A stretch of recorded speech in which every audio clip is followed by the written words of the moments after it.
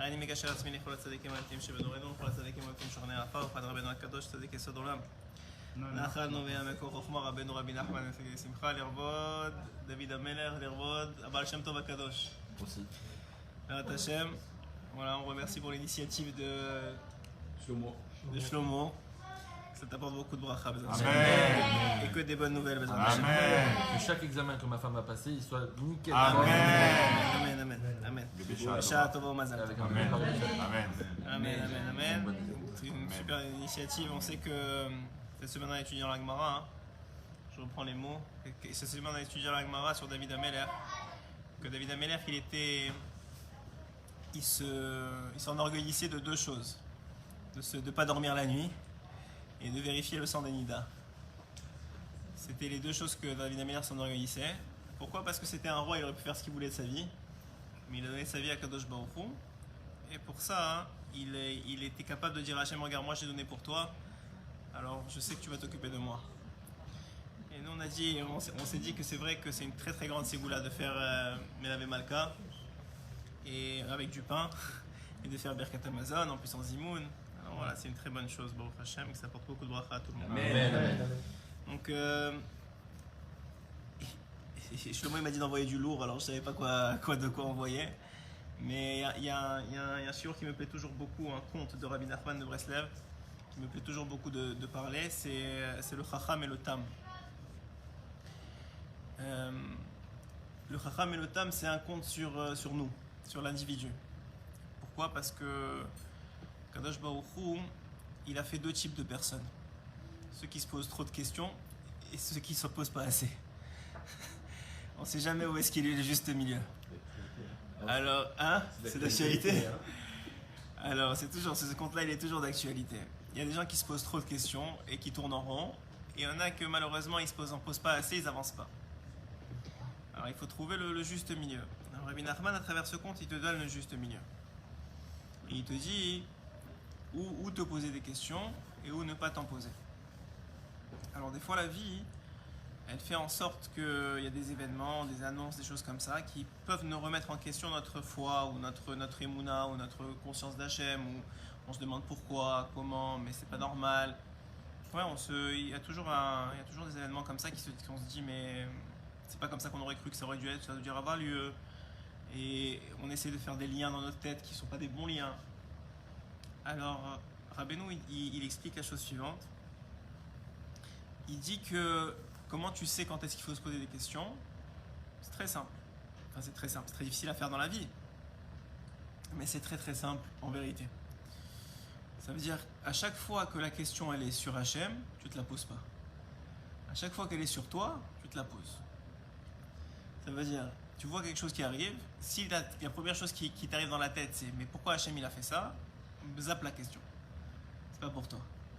Mais si maintenant tu te dis attends, mais s'il y a quelque chose qui arrive, tu dis mais qu'est-ce que moi j'aurais dû faire, ou comment je devrais réaliser, ou qu'est-ce que Hachem veut me dire, ou qu'est-ce que moi je dois faire dans la situation, alors pose-toi la question. Et ça c'est la différence entre le Chacham et le Tam. Le Chacham, l'intelligent, c'était pour vous faire vite le compte parce qu'il est déjà tard, mais pour faire vite le compte, le Chacham ils étaient tous les deux dans le même cheder, c'est deux enfants. Il y en avait un qui était extrêmement intelligent et l'autre il était malheureusement un peu plus simple. En vérité, une grande chokhma, mais pas la même. C'est-à-dire que c'est pas lui qui avait les 20 sur 20, c'est pas lui qui réussissait dans les examens, c'est pas lui qui était en premier de la classe, mais il avait une chokhma plus fine. Et le chacham, comme il réussissait tout, les deux, leurs parents, ils ont fait faillite. Alors ils ont dit chacun, il va falloir chacun d'entre vous que vous fassiez sur votre propre compte, que vous réalisiez, que vous réussissiez dans votre vie. C'est vous à vous reprendre les rênes. Et chacun il a fait son chemin. Et Rabbeinu te dit voilà le chemin qu'il ne faut pas prendre et voilà le chemin qu'il faut prendre. Et le chemin qu'il ne faut pas prendre, c'est celui du Chacham. Le Chacham, qu'est-ce qu'il a fait? Il est passé d'une ville à l'autre. Je ne vais pas passer dans tous les détails, mais il est passé d'une ville à l'autre, d'un métier à l'autre, et il apprenait très très vite. Il est devenu joaillier, il est devenu médecin, il est devenu plein de choses. Il apprenait très vite et très bien, il était toujours très bon, mais il était toujours extrêmement insatisfait. Pourquoi il était insatisfait de ce qu'il faisait? Parce qu'il voyait toujours le point négatif dans la situation. Il voyait toujours que même quand il faisait quelque chose de très beau, il voyait le défaut que les autres ne voyaient pas. Il disait mais non, mais ça vaut rien. Quand il arrivait à guérir, quand il arrivait à guérir, alors tout le monde disait Baruch Hashem, alors il se sentait genre bah, c'est moi qui t'ai guéri, genre pourquoi tu me dis c'est pas merci à moi. Et quand les gens ils n'arrivaient pas à guérir, c'était sa faute à lui. Alors il se faisait toujours avoir par tout le monde. Et puis plus il prenait en chokhma, et plus il s'enorgueillissait de sa sagesse, et plus il s'éloignait des autres. La brioute. La brioute. Ça, c'était le chacham. Maintenant, le tam, et ça, c'est le point que je voulais aborder avec vous aujourd'hui. Le tam, voilà comment il dit Rabbeinu. V'atam anal lamad melechet ratzanut. Il a appris un métier de cordonnier, genre très très simple, rien d'extraordinaire. Mechabat shayatam lamad arbe hachikibel. Et comme il était simple, il a appris beaucoup avant qu'il sache comment faire. Il a mis beaucoup d'investissement dedans. Et lui, il n'était pas tellement bon dans ce qu'il faisait. Venasa Isha, il a pris une femme. Il a réussi à réussir une parnassa, à sortir une parnassa de son travail. Et parce qu'il était simple, et qu'il n'était pas tellement bon dans son travail, il avait une parnassa qui était très difficile. Gadol ou Tzimtzum, non seulement c'était très difficile, mais en plus elle était très réduite. C'est pas un grand gagne-pain, quoi. C'était pas un grand richard. Premièrement, si vous voyez le Inyan de l'histoire, nous qu'est-ce qu'on dit? Si tu commences un métier, le gars, c'est difficile pour lui, il n'arrive pas, il va tout de suite se mettre sur la tête. C'est à cause de moi je suis pas bien. Et je suis pas bon dans le métier, c'est pas pour moi, etc. Et le gars, alors que lui, il s'est pas posé la question, il a juste fait appris un métier. Hein? C'est dur, et c'est pas évident, et pourquoi je fais ça? Ouais. Et de tout ça, c'est très compliqué. Il me prend la tête. Toute la vie, c'est compliqué. Et alors que lui, il s'est pas posé trop de questions, il a juste fait le travail qu'il a fait. Et il avait même pas. Il travaillait beaucoup pour pas gagner peu, donc il n'avait même pas de temps de manger. Il était tout le temps occupé avec son travail. Et parce qu'il n'arrivait pas à faire, il faisait des. Rabbeinu, il va dire qu'il faisait des chaussures à 3 coins. Il faisait des chaussures en triangle comme ça. Non, vraiment pas. Il n'était pas bon, quoi. Mais mais il avait un minhag, il avait une coutume. Là, il t'a donné le pire, quoi. Ça veut dire, on est tous mieux que ce gars-là. Mais, enfin, j'espère pour vous. Mais on est tous mieux que ce gars-là. Mais il avait un minhag, ce gars-là. Il avait une coutume. Hein? Quoi, dans la cuisine, j'espère que ça va mieux, non? Alors, il dit minhag. Au minhago et sa coutume à cet homme-là, il était tout le temps heureux. C'est ça son minhag. La seule chose sur laquelle il travaillait beaucoup, c'était un travail, parce qu'on sait que la simcha c'est un travail, c'est qu'il restait besimcha. Il était heureux. Il était tout le temps plein de simcha.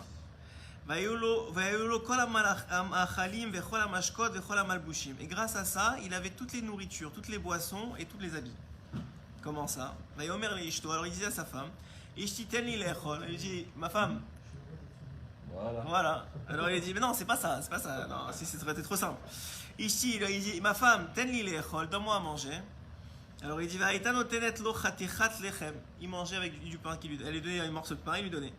Après ça, il lui disait, donne-moi la soupe que tu as faite. Elle coupait un autre morceau de pain et il mangeait. Il disait, regardez comment c'est beau, il disait, il a loué, il disait, comme il a fait Vetov Meod Arotef, comment il est bon cette soupe que tu m'as donnée. Mais il en a du pain. Pourquoi tu parles? Tu te moques de qui? Ouais. Alors je vais vous dire de qui il se moque. Il se moque du Yetzirah. Il se moque du Yetzirah. C'est-à-dire qu'en vérité, il est en train de vivre quelque chose qui n'est pas une réalité, mais il s'est créé une réalité. Et ça lui suffit. Et Rabbeinu, il dit pas qu'il est en train de se mentir, il dit que c'est bien. C'est ça qu'il faut faire.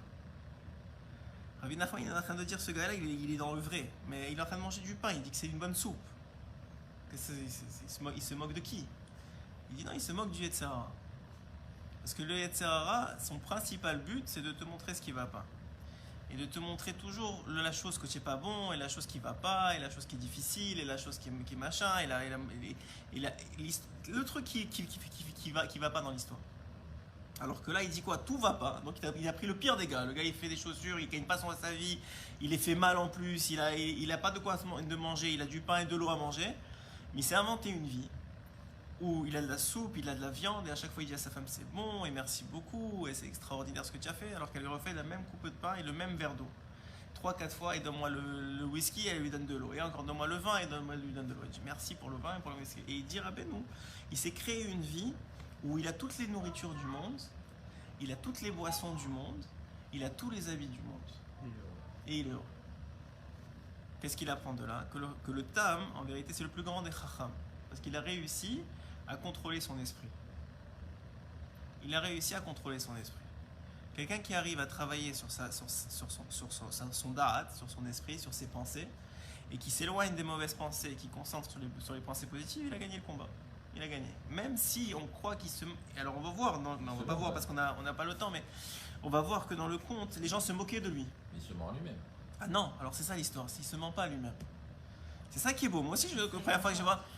Non, la première fois que je vois... Alors, qu'est-ce qui est vrai? Non, voilà, alors, je vais te dire, qu'est-ce qui est vrai?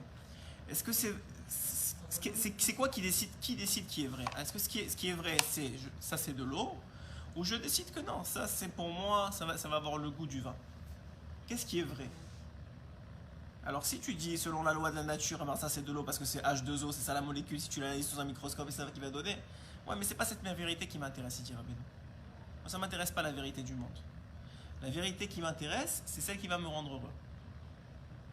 C'est celle qui va me faire sortir de mon matzav et qui va pas me rentrer dans les histoires et dans la folie.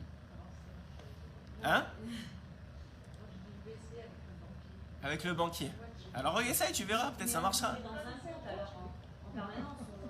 Alors, aux enfants que ouais. Vous pouvez leur raconter une histoire tous les jours. C'est vrai. Pour leur faire vivre. Il y a un film comme ça, non? Il y a un film comme ça, non? Où il racontait une histoire comme ça et tous les jours c'était différent. Mais ça dépend, encore une fois. Moi je dis à ma femme, je suis des blindes tout le temps. Tu es blindé et les sushis et tout. Mais regarde, on est des blindes. Là j'ai fait un crédit ce soir. Dans ma baignoire, qui est sur la piscine. C'est la vérité, mais tu rigoles. Mais regarde, il donne l'exemple de la baignoire et de la piscine, ouais. Mais il y a des gens. Il y a des gens. De base. Donc, sous la douche et tu prends dans la piscine. Mais le. Ouais. C'est dans l'histoire de la Rabbanique, la pensée qui arrête la réalité. Ça c'est une autre histoire, ça c'est encore autre chose. Sans rentrer dans l'idée que la pensée amène une réalité, qu'elle attire la réalité. C'est encore une autre chose, mais c'est vrai. Mais ce qui est le plus important, encore une fois, il faut faire la séparation entre la réalité qui est une réalité physique et la réalité qui est une réalité spirituelle. C'est-à-dire qu'un homme, il peut pas se mentir sur les gmarottes qu'il a étudiées ou les choses comme ça. Pourquoi? Parce qu'il doit avancer dans sa réalité spirituelle. Mais dans ce qui est de sa réalité physique, c'est un conseil de Rabbeinu. Il dit que pour être heureux, on a le droit de faire semblant. Et c'est extraordinaire en vérité. Parce que le gars qui est à la piscine n'est pas forcément heureux. Hein. Il est dans sa piscine. Non. Alors une seconde, on va demander. Alors, es-tu heureux?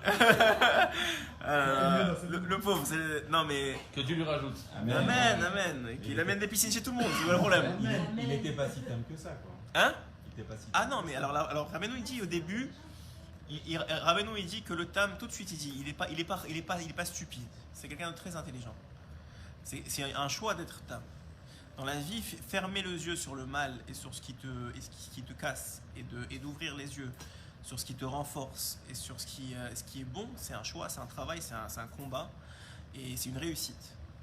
C'est une réussite avec ses enfants, c'est une réussite dans son couple, c'est une réussite dans tout. Quelqu'un qui arrive à faire ce travail-là, du tam, il a tout réussi dans sa vie. Et je vais te dire, je vais passer très vite parce qu'on n'a pas le temps, il est vraiment tard, mais juste le tam, à la fin, il va devenir vice-roi. Pourquoi? Parce que le tam et le chacham, le roi il a entendu parler d'eux, il leur a envoyé des émissaires pour les faire venir. Le chacham, il a eu peur, il croyait qu'il allait se faire contrôler par les impôts. Alors il a dit ouais, mais peut-être, c'est pas vrai, peut-être il n'y a pas le roi, comment je sais, qui l'a vu, il a demandé, personne ne l'a vu, finalement c'est juste quelqu'un qui a reçu quelqu'un de... Bon, il a commencé à poser plein de questions, il n'est pas parti. Et le Tam il a dit quoi, le roi il vient me voir, mais j'ai pas des habits, on lui a donné des habits, mais j'ai pas ça, mais on lui a donné ça, et finalement il est monté jusqu'à qu'il est devenu vice-roi. Donc le principe il est comme ça. Et ça ramène à ce qu'il a dit, que la pensée positive elle attire ce qui est une réalité vers toi. Et le contraire, malheureusement, est vrai. Mais le Yetzirara, ce qui est beau ici, c'est de comprendre que le Yetzirara, il te fait. Qui a dit? C'est vrai que ça, c'est de l'eau. Parce que on a communément appelé ça de l'eau. Ouais. Dans la Torah, les lettres de la Torah ou les mots de la Torah sont définis par Dieu. C'est-à-dire, c'est Dieu qui a appelé qu'un Hetz, c'est un Hetz. C'est un Aïn et un Tzadik, ça fait un Hetz. Si on avait l'esprit kabbalistique suffisant, on verrait que l'union du Aïn et du Tzadik, ça fait un arbre. C'est-à-dire c'est dans les lettres, mais dans les choses communes des nations du monde, c'est eux qui ont décidé qu'est-ce que ça vaut. Donc Rabbeinu il te dit, tu peux faire ce que tu veux avec ça. Tu peux appeler ça de l'eau, du vin, du whisky, ça dérange pas. Ça dérange qui? C'est pas l'essentiel, c'est est-ce que si maintenant tu as envie de vin, alors fais que c'est du vin, fais croire que c'est du vin. C'est pas qu'est-ce que ça change, ça fait mal à personne, tu embêtes personne. Tu fais que de ça. C'est une bonne question. À mon avis, tu fais quand même chez Akol. Tu pourrais être sûr. C'est une très bonne question. Non, tu fais me repérer. Si tu dis que c'est du vin. Si tu penses que tu dis vin, je sais oui. pas. Tu vois, je me suis pas posé la question. Ah oui, Il a raison. Bah oui. Tu vas au bout. Non, parce qu'il a dit que tu mentais pas à Hachem. Il a dit tout ce qui est Hachem. Pour toi, ta réalité, c'est du vin. Moi, je pense que tu fais chez Akol. Oui, d'accord, mais ça veut dire, tu peux dire, c'est comment il est bon ton vin. Donc ça veut dire que tu Non, pas forcément. Pas forcément, ça s'appelle pas de se mentir. Regarde, je pense que le Tam, c'est pas un fou. D'accord, il est pas fou. Tu comprends, c'est comme. Non, il est pas. Non, je suis d'accord. Non, il est pas fou. Mais avec des filles, Parce que il va se mentir sur tout. Non, une seconde. Au final, tu te confortes, hein. Je te jure, tu te confortes. Alors attends, On l'a tous fait dans le travail, ça. On l'a tous fait dans le travail. Ça va, ce client, il va faire ci, il va faire ça. Tu t'imagines des trucs. Allez, pam. Bon, allez, c'est bon, il va être comme ça. Tu te confortes dans ce que tu veux. On le fait. non. Peut-être, tu t'en dis non. Tu n'as jamais fait ça avec un client. Tu ne sais pas comment il est le client vraiment. Et dans ta tête, tu te dis, bon, allez, en fait, il a pensé ça comme ça. Bon, allez, voilà. Et pendant 1 heure, 2 heures, tu vas être beaucoup mieux. Tu es dans une Ben situation. voilà, donc en fait, alors qu'on sait très bien qu'au fond, si on cherche, on sait qu'on va le perdre le client. Mais tu arrêtes de te conforter que peut-être. Donc on se ment à nous-mêmes. Regarde, moi, moi là c'est poussé à l'extrême. C'est poussé à l'extrême, mais c'est fait exprès. C'est fait exprès. Venez, on va. C'est pas grave. Bonjour. Ils sont très heureux apparemment. Ouais, bon, Hachem, ça va bien. Posez vos questions, on vous répond à tout ce que vous voulez.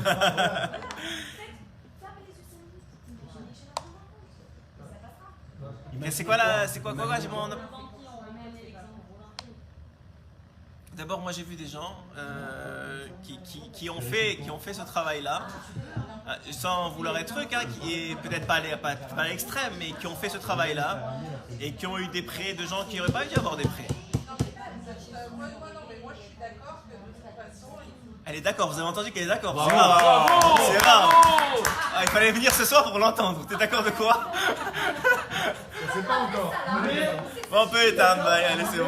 attention, c'est enregistré. Tout ce que tu diras, elle est pas. Mazal tov. Alors D'accord pour dire que de toute façon, il faut venir voir le gros. Voilà. C'est pas ce qu'il dit. Hein. Non, mais c'est pas. Je vais plus loin que ça là. C'est pas ça que je dis. Hein. Sarah Salfati, la dineuse. Non. Premièrement, parce que ça c'est sûr que c'est vrai ce que tu dis. Mais ce qui est encore plus vrai, ce qui est le chidouche dans le conte, c'est que le Rabbeinu il loue un homme qui selon la plupart des gens va se mentir dans une réalité, c'est-à-dire que lui il a un habit, il dit à sa femme donne-moi le costume, elle lui donne le même habit, il dit à sa femme donne-moi le Dolce & Gabbana, elle lui donne le même habit, et lui il est tout le temps très, très content et ça le dérange pas, et il dit Quand il donne à sa femme, il croit vraiment qu'elle va lui donner. ah Quand tu donnes. je sais pas si... Ah, elle lui donne, ça c'est là. Bon, moi déjà, il y a une femme qu'à chaque fois qu'il lui demande quelque chose, elle le fait, hein, on voit dans le compte. Tu vois? Et donne-moi ça, elle le fait, donne-moi ça, elle le fait. Non, Même ça, il pense, il rêve. peut-être c'était pas vrai. C'est pareil, C'est pas vrai. Identique. Peut-être c'était pas vrai, mais dans le compte, c'est ça qui est écrit en tout cas. Peut-être c'est à l'époque, hein, ça fait 200 ans. Ça fait 200 ans, aujourd'hui c'est plus la même. Mais. Peut-être en Arabie Ah. Saoudite. Hein? Allez. Ça a duré 5 jours. C'est une horreur. Mais alors on a dit comme ça, regarde. Je ne prends que le bon. Voilà. T'as raison. Et juste pour comprendre, et après, c'est juste l'idée que je voulais qu'on retienne ici, même si c'est beaucoup plus élevé que notre propre niveau à nous, à chacun, parce qu'on est ancré dans la réalité, et c'est très difficile pour nous de faire semblant. Mais il faut comprendre que cet homme-là, il a réussi à se créer une réalité qui était autre que celle qu'il vivait, et qu'il a réussi à faire de cette réalité quelque chose de réconfortant. Et finalement, quand tu parlais pour les enfants, à quoi ça sert que les enfants ils sachent les problèmes des parents? À rien. À rien du tout. C'est pas leur vie de toute façon. Et ça change rien. Et à la fin de la journée, et à la fin de la journée, le problème, il est plus dans notre tête que dans la réalité. C'est-à-dire que c'est beaucoup plus facile d'attendre que le problème se présente pour le gérer que ce qu'on fait nous. Ce qu'on fait nous, c'est pas ça. Si on a un petit problème, quel qu'il soit, tout le monde on est comme les mêmes. On a un petit truc et on l'a maintenant projeté dans l'avenir avec tous les problèmes possibles, inimaginables associés. Ouais. Quelqu'un qui a, je sais pas moi, un truc simple. On a entendu quelqu'un qui était en bidoude. Ah, et si il arrive maintenant que c'est ça, alors ça veut dire que moi aussi je vais être en bidoude pendant 2 semaines. Alors déjà, la semaine dernière j'étais déjà en bidoude pendant 2 semaines alors que j'ai même pas commencé, j'ai même pas eu de résultat de personne. Pourquoi je me suis fait ça? Pourquoi? Hein? Non, C'est une question. ça veut dire que les gens, le principal problème des gens, et en plus j'ai raté un kidouche à cause de ça, non je rigole. Mais ça veut dire que les gens, c'est beaucoup plus simple de gérer un problème qui était devant toi et d'accepter que c'est une réalité. Il y a un problème, c'est pas, des fois il y a des choses qui arrivent, il faut les gérer. Mais la majorité de notre vie, c'est pas ça. La majorité de notre vie, c'est une projection de choses qui n'existent pas. C'est vrai, c'est une chose de projection de choses qui n'existent pas, et de peur et d'anxiété et de représentation de choses qui n'ont pas encore eu lieu. C'est vrai que peut-être dans la logique des choses, si ça arrive, alors ça va amener à ça. Mais attends que ça arrive pour le gérer. Si tu peux être prévoyant et qu'il y a des choses que tu peux faire aujourd'hui pour prévenir ce qui peut arriver, bah tant mieux, ça s'appelle gérer tout de suite. Mais sinon, la réalité c'est que l'homme, il se projette dans une réalité, et le Yetzirah fait ça pour lui, il se projette dans une réalité négative, et cette réalité négative, elle l'amène à faire les mauvais choix et à empirer sa situation. Et Rabbeinu, il a un secret, enfin c'est un secret de Torah en vérité, il dit tout ce que tu as peur, tu donnes la force à la chose dont tu as peur de faire du mal. C'est-à-dire quelqu'un il a peur des chiens, moi, je sais pas, et ben il va donner de la force à une entité, je sais pas comment ça s'appelle, de venir et de l'aboyer et de lui faire du mal. Il dit ah t'as vu j'avais peur. Non c'est pas parce que t'as vu j'avais peur, c'est parce que t'avais peur que c'est arrivé. Et ça c'est un secret de l'écouter Moharan, on l'avait fait il y a quelques semaines. Et le Rabbeinu il dit que chaque fois que tu as peur de quelque chose, puisque tu as une âme en toi et que cette âme elle est divine, elle donne de la force à la chose dont tu as peur. Et de la même façon, si maintenant quelqu'un il a confiance et il met sa confiance en Kadosh Baruch Hu et il met sa foi en Hachem, cette foi-là, elle le protège des choses qui devraient lui arriver.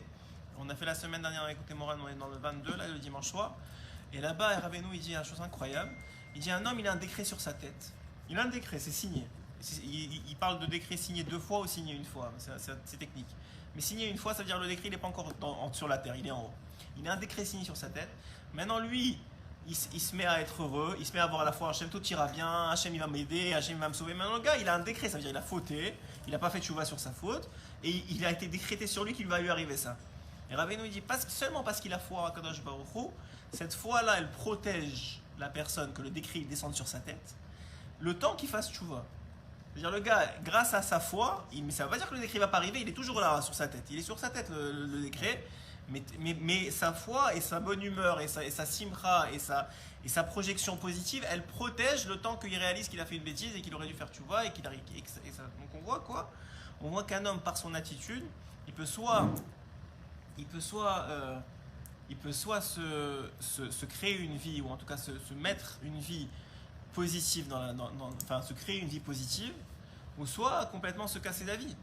Et la réalité, c'est que la plupart d'entre nous, les conséquences entre guillemets de la peur ou de l'angoisse, c'est que ça crée du stress dans le couple ou dans la famille, ça crée avec les enfants, ça crée des colères qui n'auraient pas dû avoir lieu, etc., etc. Donc finalement, qui a froid? Voilà.